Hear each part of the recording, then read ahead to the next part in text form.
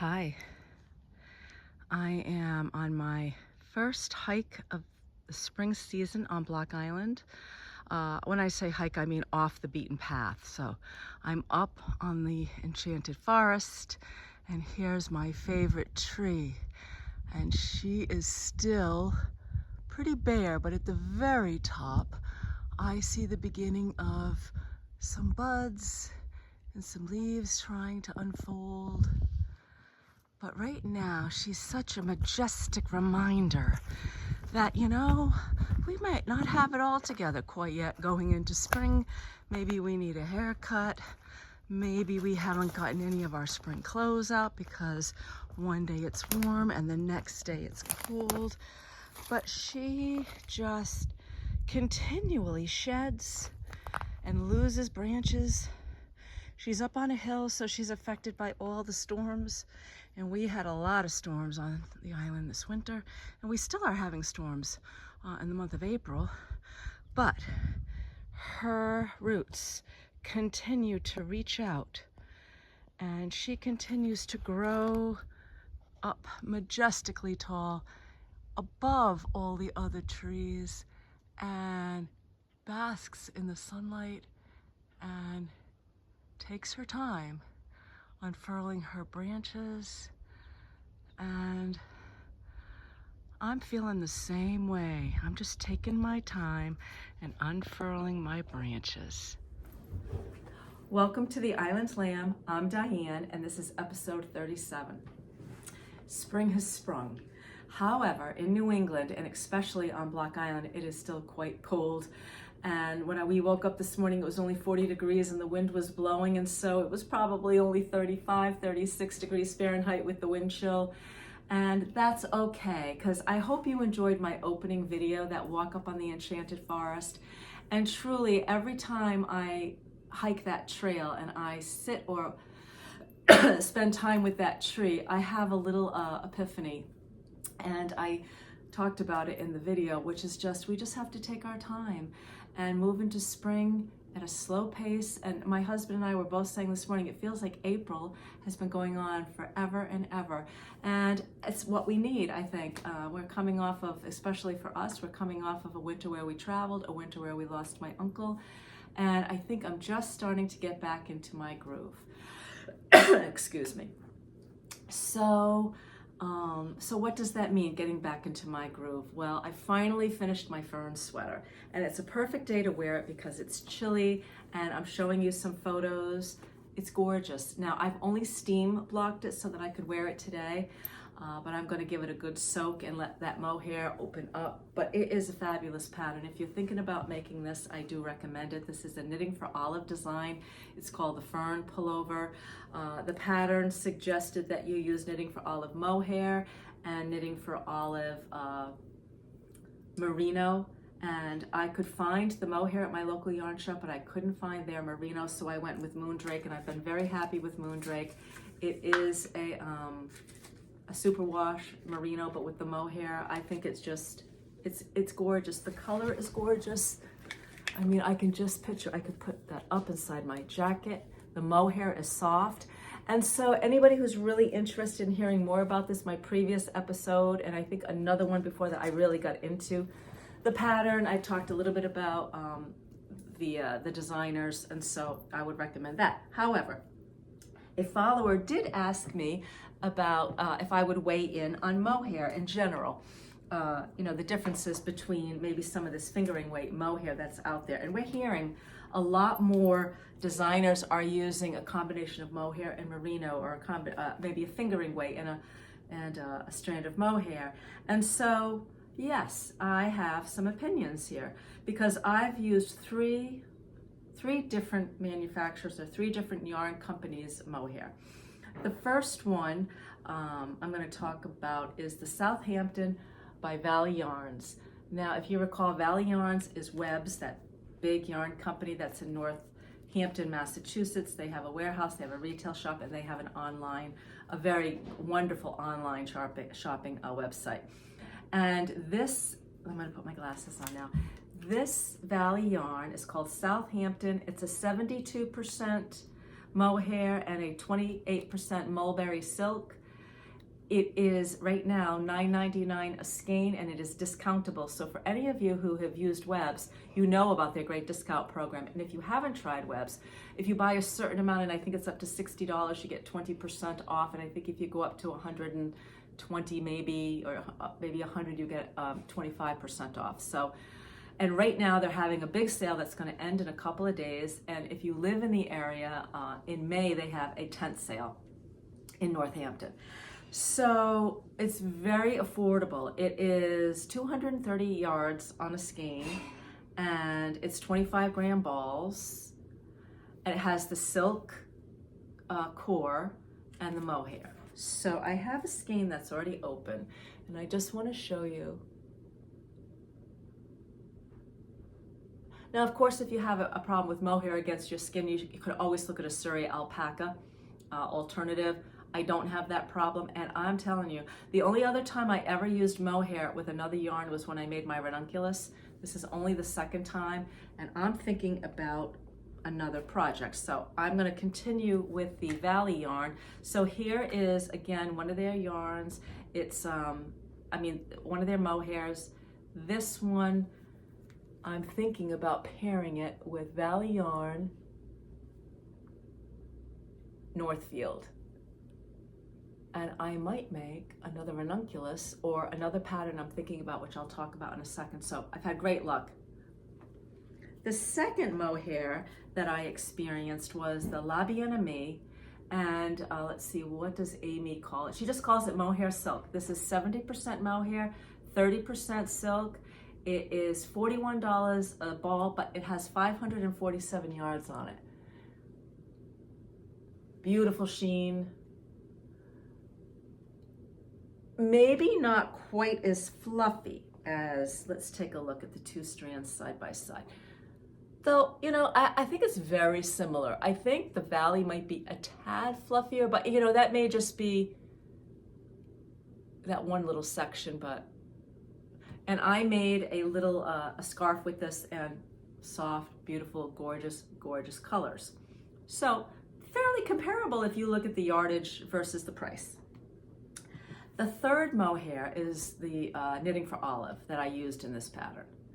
And I'm gonna just put these three strands beside each other so you can see. So I cannot see the difference, really.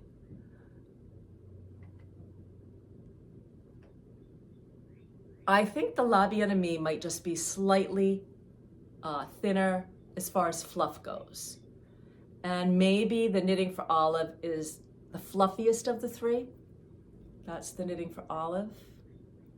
That's the Webs. And this is the La Bien-Aimée. All three are incredibly soft, light. Oh, so the La Bien-Aimée, did I already tell you that? Oh, the Knitting for Olive, rather, is $12.50 a skein, and there are 247 yards on a skein. So I say what you can afford and what you have near you. I think they pretty much work up the same. I do think that Knitting for Olive's color choices are unique. They're very soft. I talked about that in the last episode. Soft muted palette.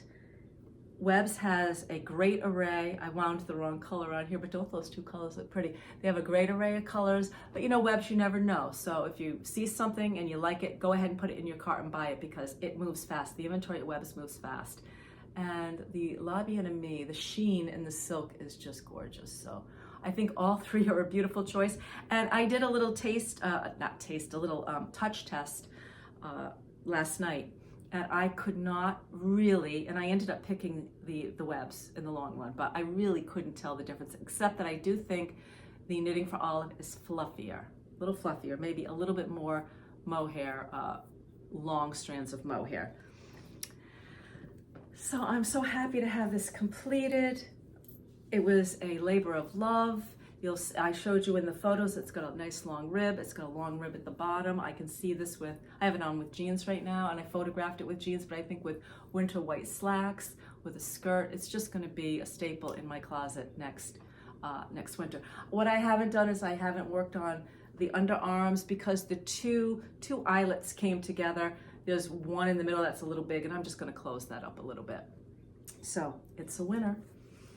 All right, let's see. On the mannequin is the Fossvein. Now you've seen this a few times and I've talked about this quite a bit, so I'm not going to go too far into detail, but I did want to say that I am loving it. I love it. I just had it on. I haven't taken it off the needles yet because I think I am now ready to cast off. You can kind of see that I did lengthen the rib on the body. I lengthened the rib on the sleeve. I did add, for me, 3 extra cables. This is really supposed to be quite cropped. I think it's going to look nice kind of pulled down like that with my green tights, but I also kind of like this approach, like with high-waisted pants. So this was the this is Cascade yarn, which by the way I also got at Webb's because I take advantage of that sale every year. This is Cascade 220, the sport weight, non-superwash. My first time using it. I love this yarn, and because I had such a great experience with it, I decided to use it in my Artus Shawl. So first I want to make a correction from my last video. I was mentioning that a viewer, Carol, thank you Carol, gifted me the Artus pattern, and I'm showing you a photo of the shawl. In my Ravelry account, she was performing acts of kindness and I was the recipient. And I started to look at what did I want to make that Artus Shawl pattern out of. And I had such a great experience with the Cascade 220. And when I looked at the gauge, I said, you know, that could work for me. And I had a little bit of this kind of steel gray blue left over. I had 2 skeins of this left over. So I started to think about that shawl. So what I've decided to do, and this may not have been the best choice, but I'm sticking with it because I wanted the combination. My main color is the black. I'm using this kind of steely, greenish, bluish gray.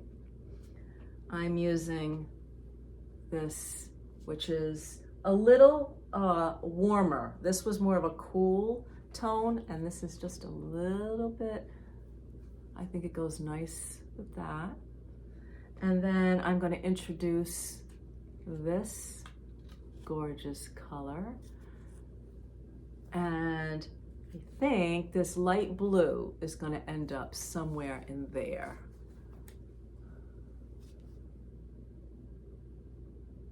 So those are my 5 colors. So here's what I've got going on so far, and I think the black is going to be beautiful, but the pattern has you make it's called the waffle pattern, and so you've got some rows that have pearls and slip stitches, and then some rows that have knits and slip stitches, and then you have a row that's primarily knit stitches, and then you're increasing on the ends, and you also have a stitch running down the center, and you're increasing on each side.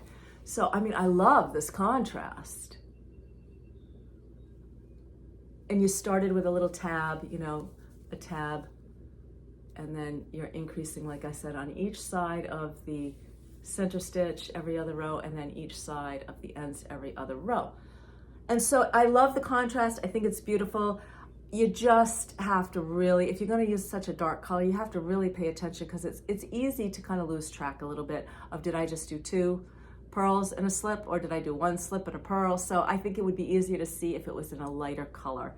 But I'm not pulling it out. I think it's going to be beautiful. And as I look at these other colors with that, you can kind of see what's going to be happening as we get down into the mosaic part of this shawl.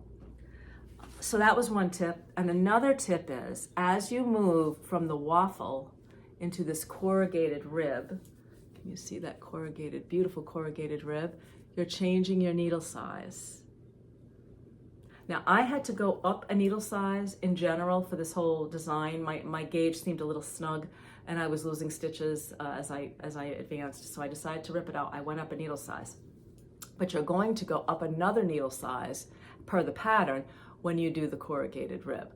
So you don't want to forget to switch back when you get, you know, you're switching back and forth, so you're changing your needle tips. So the pattern is very clear about it, but if if you're a seasoned knitter like I am, sometimes, oh, you think you know everything and you're just cruising along and then you realize, oh. So I haven't made a mistake yet, but I'm trying to go slow. I'm trying to pay attention to the pattern. I do have it on my knit companion, so it's easy for me to go back and forth, because for a while you're switching back and forth because the waffle pattern is on one page. And then when you start getting into the mosaic, into the corrugated, you're on the second page, and it's going to refer you to go back. So, but it doesn't have sizing like a sweater, so I'm not worried about, getting on the wrong page. I'm excited because I think I'm getting to the point where I'm going to do one more corrugated rib section, and then we're going to move into the mosaic design. So this is, again, similar to this, everything I love in a pattern. I've got texture, I have color work, I have some simplicity here and there where you can just, maybe have a row of just knitting, and it's beautiful. So it's Natasha Hornby. I think I said at least 5 or 6 times in my last episode, Natasha Hornsby, and I printed it. It's Natasha Hornby is the designer. And this is the Artus Shawl, and I will keep you posted.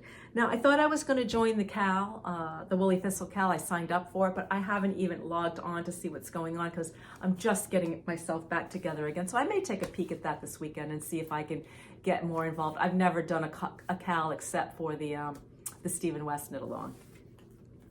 Okay, so where does that bring us now? All right, so Carol gave me that pattern as an act of kindness, and acts of kindness, aren't they just wonderful? And random acts of kindness, or acts of kindness with people you really don't know that well. Carol is a follower, and it's incredible. And that's how I met Barbara, who also gave me a skein of yarn that I made that beautiful alpine sweater with. She was a follower, and we've now started video chatting. And so I want to tell you about another great podcaster. I've mentioned her before. The name of the podcast is The Republic of Me. Her name is Ivana. She lives on the island of Cyprus in the Mediterranean. She's an artist. She's a weaver, a spinner, a knitter, a gardener. And I think we've just scratched the surface. She's incredible. And she and I started commenting on each other's podcasts, and then we started video chatting. And when I was away this winter, she noticed I hadn't been on, and I hadn't been on for quite a stretch. And she left me a comment on Instagram, and I said, yeah, a lot's been going on. We had just gotten back after my uncle had passed, and so we ended up video chatting, and we got talking, and I told her my birthday was in February. We had a wonderful conversation. It was just what I needed at the time. And after that call, she had been working on the shawl, and she started to think about me. Are these not my colors? This is hand woven off of Ivana's loom. And I want to get this right, the vertical, which is the warp, is made with commercial yarn, as is the fringe, but the weft, the horizontal, is made with Ivana's hand spun yarn. I'm showing you some photos. It is absolutely gorgeous. It feels incredible on. It smells wonderful. I don't know if it was in a bath or if this is the smell of it doesn't have a really heavy lanolin woolly smell. It smells so fresh and beautiful, and I'm still kind of speechless. We did get a video chat in before she left to go to a fiber show, and I think my husband took a picture of me in it almost in every room in the house, because these are all our colors. And when I first got it, I didn't take it off. I had it on, I was working on my shawl, and it's been so cold, it was just perfect to be able to wrap this around me.